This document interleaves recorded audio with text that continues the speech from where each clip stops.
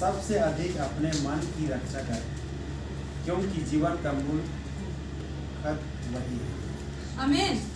ইয়াত অসমীয়াত কৈছে ৰক্ষা কৰিবলগীয়া সকলো বস্তুৰ মাজত সকলোতকৈ তোমাৰ হৃদয় অধিক যত্নেৰে কি কৰা কৈছে ৰক্ষা কৰে। মোস্ট মানে অধিককৈ কি কৈছে হৃদয়, না আপনাৰ ভৰি, না আপনার হাত, না আপনার চকু, না মুখ, না কি, কিন্তু কি কৈছে হৃদয়। কি কৈছে, কি কৈছে সবে কব হৃদয়। কি কৈছে হৃদয়, হার্ট। কি কৈছে হার্টক কৈছে অধিক ৰক্ষা কৰিবৰ কাৰণে কৈছে। কেলে কৈছে, ইয়াত কিবা কাৰণ আছে নহয় জানো? তো অধিককৈ হৃদয়টোক ৰক্ষা কৰিব পোৱাৰ কাৰণ কি হয়? কাৰণ ঈশ্বৰৰ বাক্য আমাৰ হৃদয়ত আছে। আমি বাক্যৰ পৰা উৎপন্ন হৈছো, ঈশ্বৰৰ বাক্য আমাৰ হৃদয়ত আছে আৰু আমি বাক্যৰ পৰা জন্ম পাইছো। হয় আমি মনুষ্য, আজি মোৰ পিতৃ মাতৃয়ে মোক জন্ম দিলে, কিন্তু যেনে ইফিচিয়াত আমি পালো আমি আগৰ পৰা আমাক কি কৈছে জন্ম হৈছো খ্ৰীষ্টৰ পৰা। অৰ্থাৎ কি হৈছে যীশু খ্ৰীষ্টৰ দ্বাৰা জন্ম হৈছো, অৰ্থাৎ ঈশ্বৰৰ বাক্যৰ পৰা আমি জন্ম পোৱা হয়। হালেলুয়া। আজি এইটো চাৰ্চ, এইটো গীৰ্জাঘৰ কি হৈছে বাক্যত এটা ষ্টেণ্ড হৈ আছে, থিয় হৈ আছে। কিহত হৈ আছে? বাক্যত থিয় হৈ আছে, কোনো মানুহৰ দ্বাৰা নহয়, কিন্তু বাক্যতে কি বুলি কয় থিয় হৈ আছে। এতিয়া কথা হলে মাইণ্ডটো আহে, মনৰ কথা কৈছে, তেতিয়া বাক্যত লিখা আছে, জিৰিমিয়াতে লিখা আছে, মন সকলোতকৈ কপট মই তাৰ সুস্থ কৰিব নোৱাৰি। এইটো কাক কৈছিলে কথাটো? ইজৰাইল জাতিক কৈছিলে, কাৰণ তেওঁবিলাকে কি কৰিছিলে অলপটো ভাল হৈ যাব আৰু পিছত আৰু ঈশ্বৰক ইটিকিং কৰিবলৈ ষ্টাৰ্ট কৰি দিছিলে। এই আমাৰ এইটো হোৱা নাই, আমি এইটো খাবলৈ পোৱা নাই, আমি তাতে মৰি থাকিলে ভাল আছিলে হয়, আমি কেলে যে ইয়াত ওলাই আহিলো, এনেকুৱা কৈছিলে নহয় জানো? সেইটো বাক্যত তাহাঁতক কোৱা হৈছিলে। তো চব এটা কথা ইয়াত বাক্যটো এই কৈছে আমি ঈশ্বৰৰ কি বুলি কয় বাক্যৰ পৰা জন্ম পোৱা হয়। আপুনি আপোনাক চিনিব পাৰিব লাগিব যে দেট হু ইউ আৰ। আৰু এটা কথা কৈ দিব বিচাৰিছো, মানে মোৰ ইংলিছ ৱৰ্ড ওলাই যায়, তো যদি বুজি নাপায় তেতিয়া মই অসমীয়াত কৈ দিবলৈ চেষ্টা কৰিম। তো ইংলিছ মিডিয়াম স্কুলত অলপ পঢ়াইছিলোঁ, সেইকাৰণে অসমীয়াত অলপ গড়বড় হৈ যায়। তো কথা কৈছে আপুনি নিজকে চিনি পাব লাগিব যে আপুনি যীশু খ্ৰীষ্টত কোন হয়। আপুনি যীশু খ্ৰীষ্টত কোন হয় এইটো চিনিব লাগিব। আমি জেৰিমায়া আমি কি বুলি কয় ফটাফট, মানে আজি সময় নাই, সেইটো কাৰণে অলপ আমি পঢ়িম। জেৰিমিয়া 31 অধ্যায়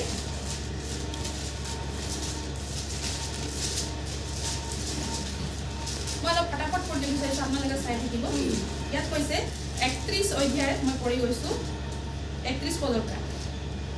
বাৰু 29 পদটো বাপেক হতে টেঙা দ্ৰাক্ষা ৰুটি খালে, দ্ৰাক্ষা গুটি খালে, তাৰ পুতেক হতৰ দাঁত টেঙালে। সেইদিনা লোকবিলাকে এনে কথা আৰু নক'ব, কিন্তু প্ৰতিজনে নিজ নিজ অপৰাধৰ কাৰণে মৰিব। যি মানুহে টেঙা দ্ৰাক্ষা ৰুটি খাব তেওঁহে দাঁত টেঙাব। জিহুৱাই কৈছে, চোৱা এনে কোন দিন আহিছে যে সেইদিনা মই ইজৰাইল বংশ আৰু জিহুদাৰ বংশ সৈতে এটি নতুন নিয়ম স্থাপন কৰিম। জিহুদা অৰ্থাৎ কোন হয়? আমাক বুজাইছে দেই, জিহুদা। আৰু সেই দিন মানে ফিউচাৰৰ কথা বুজাইছে, যিটো ভৱিষ্যতৰ কথা বুজাইছে। যিবাই কৈছে মই তেওঁবিলাকৰ স্বামী থকাটো মোৰ যি নিয়মটি তেওঁবিলাকে ভাঙিছিল, মিছৰ দেশৰ পৰা উলিয়াই আনিবলৈ তেওঁবিলাকৰ পূৰ্বপুৰুষবিলাকৰ হাত ধৰিবৰ দিনা তেওঁবিলাকে সৈতে কৰা এই নিয়মটি অনুসাৰে হয়। কিন্তু জিহুৱাই কৈছে সেই দিনাৰ পাছত ইজৰাইল বংশৰ লগত মই যি নিয়ম কৰিম সেই নিয়মটি এই, মই তেওঁবিলাকৰ অন্তৰত মোৰ ব্যৱস্থা স্থাপন কৰিম। মোৰ অন্তৰত মানে কি? হৃদয়ত, হাৰ্টত কি আছে? ব্যৱস্থা। অৰ্থাৎ কি? ঈশ্বৰৰ বাক্য। কি আমি সকলোৱে কম? ঈশ্বৰৰ বাক্য আমাৰ হৃদয়ত দিব। আমাৰ কিহত দিব? আমাৰ হৃদয়ত। আৰু তেওঁবিলাকৰ হৃদয়ত তাক লিখিম বুলি কৈছে। আমাৰ হৃদয়ত কি আছে? ঈশ্বৰৰ বাক্য লিখা আছে, লিখা আছে। মই তেওঁবিলাকৰ ঈশ্বৰ হ'ম আৰু তেওঁবিলাক মোৰ প্ৰজা হ'ব বুলি কৈছে। মই তেওঁবিলাকৰ ঈশ্বৰ হ'ম আৰু তেওঁবিলাক মোৰ প্ৰজা হ'ব। জিহুৱাক জানা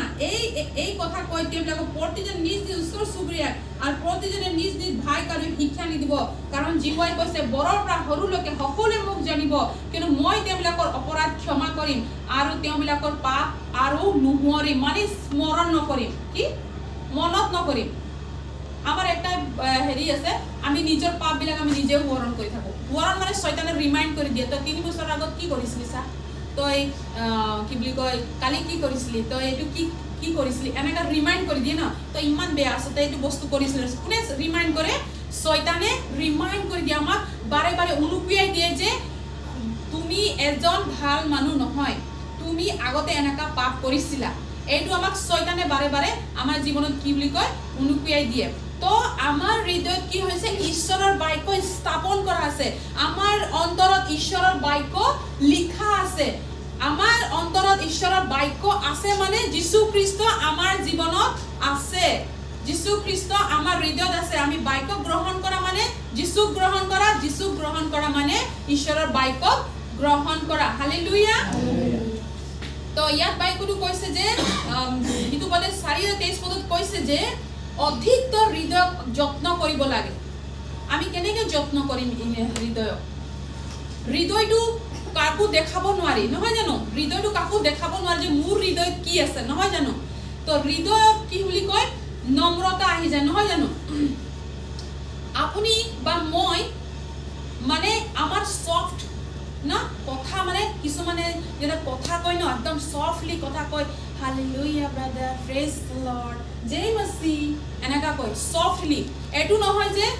কি বুলি কয় তাৰ নম্ৰতাটো কি বুলি কয় প্ৰকাশ পাইছে অকল মানে কি বুলি কয় আপোনাৰ ভয়েস টোনটো এটু নহয় যে লাহে একদম সফটলি ধুনিয়াকে কোৱাটোৱে আপোনাৰ নম্ৰতা নুবুজায় আপোনাৰ হৃদয়টো কেনেকা আছে হেতু নুবুজায় আপোনাৰ বডি ল্যাঙ্গুৱেজৰ দ্বাৰা কিছুমানে একদম এনেকা আহি কিনে জয় মসি কয় হয় নে নহয়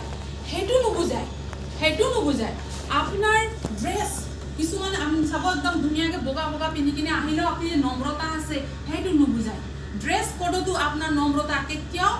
কি বুলি কয় নুবুজায় কিন্তু নম্ৰতা কিটো বুজায় কেনেকৈ বুজাব পাৰি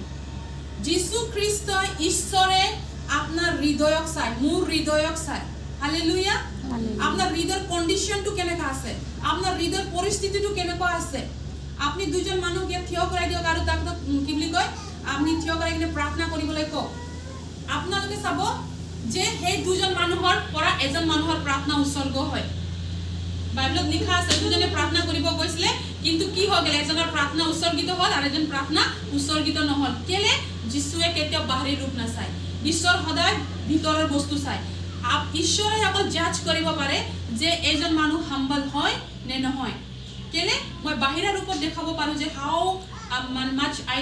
কি বুলি কয় হাম্বল মই কিমান নম্ৰ হয় মোৰ কথাৰ দ্বাৰা মই ভয়েস টোনৰ দ্বাৰা মোৰ বডি ল্যাঙ্গুৱেজৰ দ্বাৰা মই মানে বিহেভিয়ৰ দ্বাৰা নো এটু কেতিয়াও মেটাৰ নকৰে আপোনাৰ হৃদয়ৰ কন্ডিশনটো কেনেকা আছে একমাত্ৰ যীশু খ্ৰীষ্টইহে জানে আৰু কোনো নাজানে ঈশ্বৰেহে জানে আপোনাৰ হৃদয়ত কি পৰিস্থিতি চলি আছে সেইকাৰণে বাইবেলত কৈছে দুজন মানুহ প্ৰাৰ্থনা কৰি আছিল এজন প্ৰাৰ্থনা ৰিজেক্ট কৰা হ'ল আৰু এজন মানুহৰ কি বুলি কয় প্ৰাৰ্থনা উৎসৰ্গিত হ'ল কাৰণ ঈশ্বৰে বাহিৰী ৰূপ নাচায় কাৰণ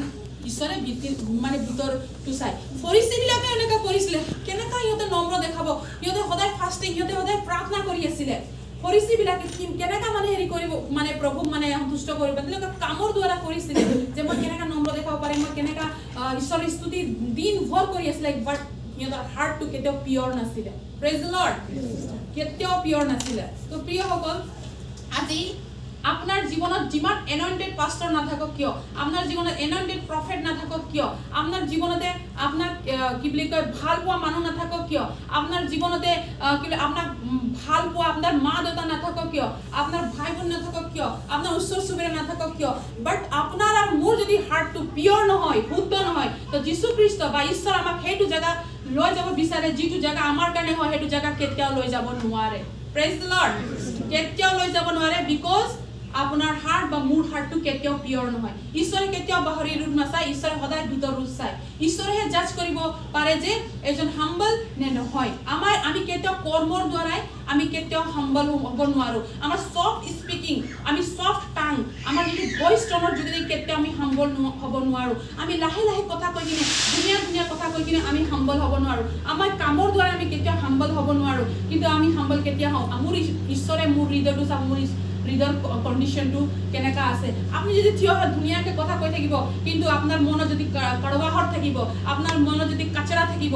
এইটো কেতিয়াও হেৰি নহব একসেপ্টেবল কেতিয়াও নহব প্ৰেজ দ্য লৰ্ড হালেলুয়া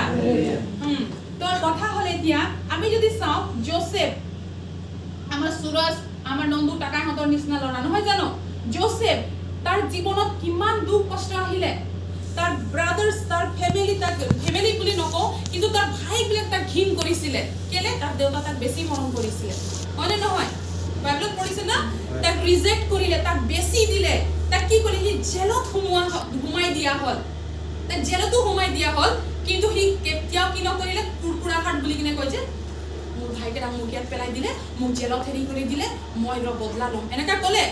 কেতিয়াও মুখৰ পৰা একো কোৱা নাই কিন্তু সি জানিছিলে যে ঈশ্বৰ তাৰ লগত আছে হালেলুয়া তাৰ হৃদয় সদায় পিয়ৰ আছিলে তাৰ হৃদয় সদায় পিয়ৰ আৰু ঈশ্বৰৰ প্ৰতি তাৰ মানে কি বুলি কয় এইটো কানেক্টেড আছিলে আৰু তেওঁৰ সি জানিছিলে জোসেফে যে মই যেনেকৈ মোৰ জীৱনত যি পৰিস্থিতি নাথাকক কিয় কিন্তু ঈশ্বৰে মোক সেইটো জায়গা লৈ যাব বিচাৰিছে য'ত মোক আজি প্ৰভু মানে থিয় কৰাব আমেন জোসেফক কি কৰিলে ইমান তাৰ জীৱনত কষ্ট আহিলে তাৰ ফেমিলি তাৰ ৰিজেক্ট কৰি দিলে তাৰ ভাই ককা তাক বেছি দিলে তাৰ দেউতাৰ আগত আহি মিছা কথা ক'লে ইভেন তাৰ জেলত তাক দিয়া হ'ল 44 ৰ ওয়াইফে তাক কি বোলে বেবিচাৰ কামতে ফসাব বিচাৰিছিলে কিন্তু প্ৰভুৱে তাক সদায় থিয় কৰাই কিনে গ'ল উন্নতি দি কিনে গ'ল হালেলুয়া উন্নতি দি কিনে গ'ল সি জেলতো থাকি কিনে উন্নতি লাভ কৰিছে হালেলুয়া আজি হেনেকৈ আমাৰ জীৱনত আপোনাক ঈশ্বৰে হেতু জায়গাত লৈ যাব বিচাৰিছে যদি আপোনাৰ আৰু মোৰ যদি হৃদয় ঠিক নাই পিয়ৰ নাই তেতিয়া আপুনি আৰু মই হেতু জায়গা কেতিয়াও যাব নোৱাৰো হালেলুয়া এইটো বাইকত হেতুৱে কৈছে আজি জোসেফৰ জীৱনত ৰিজেক্টেড আপনাৰ জীবনে আপনি ৰিজেক্টেড ফিল কৰেছেন আপনাৰ ফ্যামিলিতে আপনি ৰিজেক্টেড ফিল কৰেছেন আপনাৰ জীবনত আপনাৰ ওচৰ ৰিজেক্ট কৰেছেন আপনাৰ ঘৰৰ মানুহ আপনার রিজেক্ট করেছেন আপনার ভাই ভনী আপনার রিজেক্ট করেছেন আপনার মা দেউতা আপনার রিজেক্ট করেছেন মই এটাই কথা কওঁ look to the god hallelujah আপনি পিতৃ ঈশ্বৰক চাওক আপনাৰ হৃদয়টো আপনি পিয়ৰ ৰাখক আপনাৰ মনটো কাক দিয়ক প্ৰভু যীশুক দিয়ক জোসেফক হেনেকৈ আশীৰ্বাদ কৰি কিনে ঈশ্বৰে লৈ গ'ল সি ইমান বেয়া পৰিস্থিতিত থকাৰ মাজতো কি হ'ল ঈশ্বৰে তাক কি কৰিলে প্ৰস্পাৰেছ কৰিলে অৰ্থাৎ তাক বঢ়ালে হালেলুয়া জেলত থাকি কিনে জেলৰ মানুহবিলাক কিমান হেৰি তাৰণা কৰে নহয় জানো কিন্তু জেলতো কি কৰিলে তাক কি জেলাৰ বনাই দিলে সবৰ ওপৰত কি কৰিলে সি শাসন কৰিছিলে হালেলুয়া আৰু লাষ্টত গৈ থৈ সি কি হ'ল মিছৰ দেশৰ কি হ'ল Prime Minister, hallelujah. আজি আপুনি ঘৰত এটা সৰু ইনসান হ'ব পাৰে আপোনাক ৰিজেক্টেড কৰিব পাৰে আপোনাক তুচ্ছ কৰিব পাৰে আপোনাক বেয়া ক'ব পাৰে যদি আপোনাৰ হৃদয় ঠিক আছে ঈশ্বৰে আপোনাক সেইটো জায়গাত লৈ যাব যোনটো জায়গা ঈশ্বৰে আপোনাৰ কাৰণে আৰু মোৰ কাৰণে বনাই থৈছে হালেলুয়া প্ৰেজ লৰ্ড আমি যদি চাওঁ ডেভিডৰ জীৱনত কি হৈছিলে সেম হৈছিলে নহয় হ্যাঁ তাৰ ডেভিড 8 নম্বৰ পুত্ৰ আছিলে 8 নম্বৰ পুত্ৰ থকাৰ কাৰণে কি কৰিছিলে সি নিজৰ মগ্ন থাকিছিলে কি বুলি কয় গান গাই থাকিছিলে কি হৈছে কি নাই পাতা নাই ৰাতিপুৱা ওলাই যাব মেৰচাং লৈ কিনে আৰু কি বুলি কয় যেতিয়া সমুৱেলে কি অভিষেক কৰিবৰ কাৰণে আহিলে ন তেতিয়া তাৰ যিশৰ সব পুত্ৰকে মানে কি বুলি কয় থিয় কৰাই দিলে আৰু দেখাত হ্যান্ডসাম ধুনিয়া টল ফিগাৰ ন একদম ধুনিয়া চেহাৰা বঢ়িয়া ড্ৰেছ পাতি বহুত ধুনিয়া যেতিয়া থিয় কৰাই দিলে তেতিয়া কি বুলি কয় সামুৱেলে চাইছে যেতিয়া সামুৱেলক ঈশ্বৰে কৈ আছে নহয় এটো বি নহয় একদম উখ পাখ মানে দেখাত ৰজা ভাপত পুৰা থাকিব কিন্তু কি বুলি কয় নাই ইউ নহয় বুলি কিনে কৈছে তেতিয়া সামুৱেলক এটা কথা কৈছিলে মানুহে যেনেকে চাই ঈশ্বৰে তেনেকা নাচাই হালেলুয়া ঈশ্বৰে কি কলে যেতিয়া সামুৱেলে কলে ইমানে নেকি আপোনাৰ পুত্ৰ নাই আৰু একটা ওই গৰু চলাই আছে ইতো তাক যেতিয়া ঠিক আছে ই যেতিয়ালৈকে নাহে তেতিয়ালৈকে মই বহি থাকিম বুলি কিনে যেতিয়া দায়ুদ আহিলে তেতিয়া ঈশ্বৰে কৰে এইজনে হয় যাক মই চুজ কৰিছো হালেলুয়া যেতিয়া আপুনি সৰু সুৰা ইনসান থাকিব পাৰে আপোনাক একদম বেক কামৰ থাকিব পাৰে ন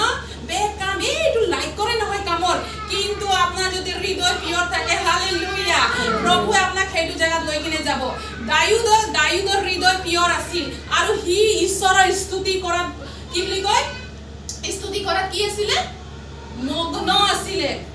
জগতৰ গানত মগ্ন নহয় ঈশ্বৰৰ স্তুতি কৰাত মগ্ন আছিলে আৰু কি বুলি কয় ঈশ্বৰে তাক আশীৰ্বাদ কৰিলে ৰজা হ'বৰ কাৰণে দিয়ে হালেলুয়া আৰু এটা যদি আমি দুইজন ৰজাৰ সৌলৰ আমি যদি কথা চাবলৈ যাওঁ দুইজন ৰজা সৌলক নিজেই কি বুলি কয় ঈশ্বৰে মনোনীত কৰিছিলে কিন্তু সৌলে কি কৰিলে যেতিয়া তাৰ ৰজা পদ গুচি গল ন ঈশ্বৰৰ দৃষ্টিত পাপ কৰিলে ন তেতিয়া সামুৱেলক আহি কিনে কৈছে বলা বলি উৎসৰ্গ কৰিবা বুলি কৈছে তেতিয়া সামুৱেলে কৈছে তোমাৰ ৰজা পদ গুচি গল মই এটো বলি উৎসৰ্গ নকৰো বুলি কিনে ক'লে কিন্তু সৌলে কি কৈছে যে কৈছে যে একো নহয় আগৰ দৰে যেনেকে বলি উৎসৰ্গ কৰিছিলো এনেকাই ভগিনে কি উৎসৰ্গ কৰিম বুলি কিনে কৈছে কিন্তু হি নাজানে যে তাৰ জীৱনৰ পৰা ৰজা